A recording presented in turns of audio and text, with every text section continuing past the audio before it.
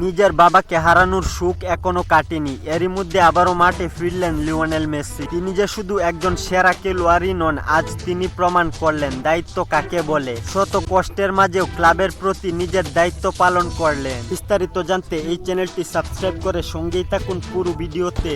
বাবা হোর্হে মেসির মৃত্যুর মাত্র 4 দিন পর 12ই আগস্ট ইন্টার মায়ামির হয়ে মাঠে নামেন আর্জেন্টাইন মহাতারকা লিওনেল মেসি। লিগস কাপে ইন্টার মায়ামির গুরুত্বপূর্ণ ম্যাচে ক্লাব লিওনের বিপক্ষে দ্বিতীয়ার্ধে বদলি হিসেবে মাঠে নামেন মেসি। তার মাঠে ফেরার মুহূর্তটি ছিল বিশেষ আবেগঘন, কারণ প্রিয় বাবাকে হারানোর সুখ নিয়ে আবারও ফুটবলে ফিরতে হয়েছে লিওকে।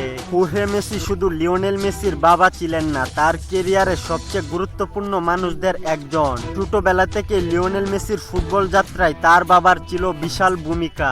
এই ম্যাচ হেরে লিওনেল মেসিরা MLS কাপ থেকে বিদায় নিলেও বাবাকে হারানোর পর লিওনেল মেসির এই মাঠে ফেরা নিছক একটি ফুটবল ম্যাচ ছিল না, এজন্য সুখকে শক্তিতে পরিণত করার আরেকটি গল্প।